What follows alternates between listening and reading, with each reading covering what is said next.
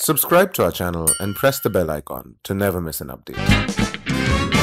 So I come into a classroom, maybe I throw a lot of seeds, ideas, and some of it fall on very fertile ground, some falls on barren ground, but the seeds are there, right?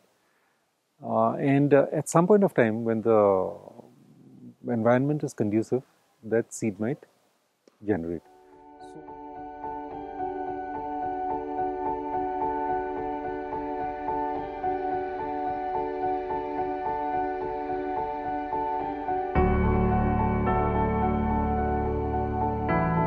At InsideIIM, we do something called the Professor of the Year, and from IIM Shillong, we got a lot of responses last year. Today, I have someone who emerged as Professor of the Year last year, Professor Sanjeeb Kakoty. Hi sir, thank you for doing this for us. And you have a variety of professions, I would say, in your kitty. Like you are a writer, a filmmaker, you definitely are a professor here, and you have started your career as a radio announcer. Going forward, you did your PhD in history, and from PhD in history to IIM Shillong. So as a facilitator, what are some of the amazing stories that you have come across? So any particular story that comes to your mind, that any particular kind of an interaction that you had with a kind of a student which had an impact in his or her life? It was my day one in an IIM, and I go into this classroom and I ask students the reason for their being in the college. I mean, why did they choose to join it? Because many of them had left very lucrative jobs to come in. Most of the people were giving me stories that was good to hear. No? Right. I want to contribute to society, I want to do this, I want to do that. And there's this fellow, he stands up and he says, I joined this college for money. I said, sorry? And he said, I joined this college for money. I was earning X amount in my last job, and post my degree in an IIM, I hope to increase it X number of times.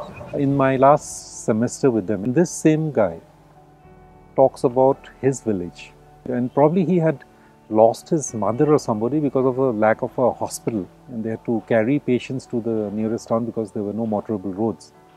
And he probably missed the last days with his mother because there were no good schools in his area, and he was in a boarding school somewhere far away. So one of his priorities, he said, was to start good schools in their area and also have a good hospital so that people don't have to travel.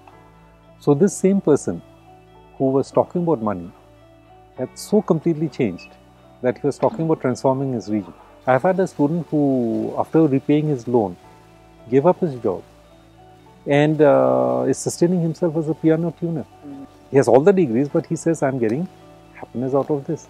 We have had students who have given up very, very lucrative jobs and come in to do things that one would not even think about.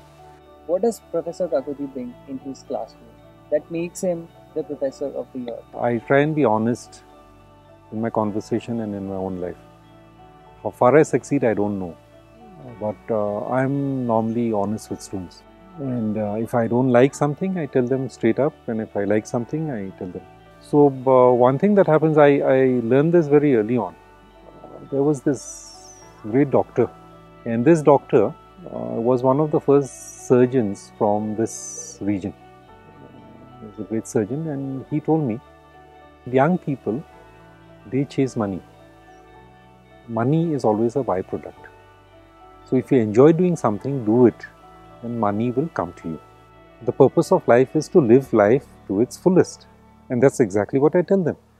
One other thing that I think about is that ideas that we generate in the class, ideas are akin to seeds.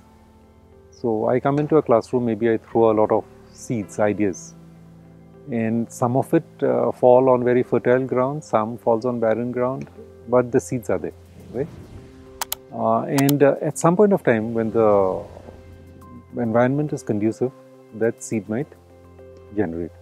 If you can talk a little about the kind of technology and the intervention that has happened in the recent world.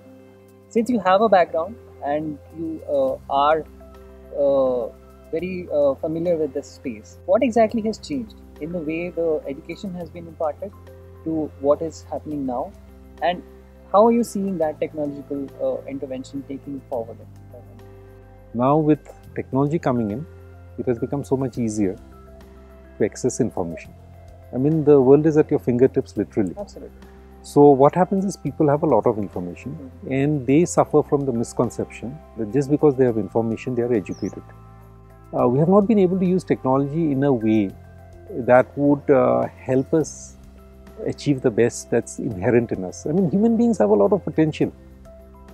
The kind of potential that each human being has is amazing. We don't even know 1/100 of what we are capable of. And somehow the entire paradigm has been made into that we are in this world to earn as much as we can and enjoy material goods.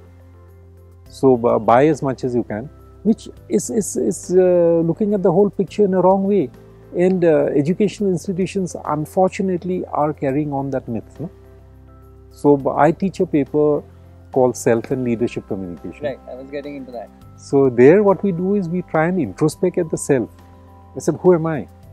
And what am I doing in this world? I mean, I live, I eat, I sleep, I procreate, I have kids. And one fine day I die. That's exactly what my dog does too. Right? Now, what is the difference between me and my dog? There has to be a difference. Okay. But most people, they don't leave any mark in the sands of time. I mean, once they're gone, they're gone. So they say life is for this instant moment, which is not. Human civilization as we know it is 5,000 years old. I mean, our cultural civilizations, but human beings in this world has been there for 1,85,000 years. 1,85,000 years is a long, long time. So what is it that we learn from those civilizations? So that introspection into self, and once you know who you are, what you want, it becomes easier for you to emerge as a leader. So on this part, sir, you were part of a team of 50 people who actually drafted something for the management education that you will impart in the future, and you presented in the Rio conference. Can you tell us a little about that? This was sometime in the year 2009. There was an initiative that had started. It was called the World Business School Council for Sustainable Business. So we were one of the founders of that, and this had happened in New York. And somehow, by design or default, I was one of the junior members in the college then. I was asked to represent the college in this World Business School Council for Sustainable Business. This was part of this was in the UN and part was outside.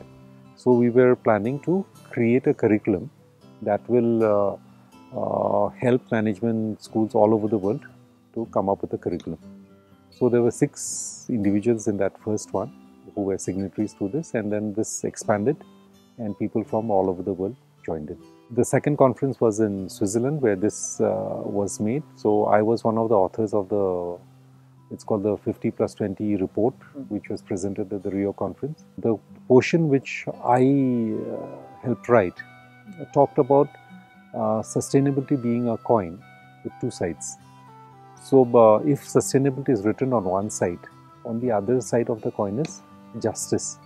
So anything that is unjustified is not going to be sustainable. So for instance, the amount of resources that man is using vis-a-vis the amount of resources that other creatures are using, it's not justified. So thank you very much for taking your time out for this, and I really appreciate you being here talking to me. Thank you so much.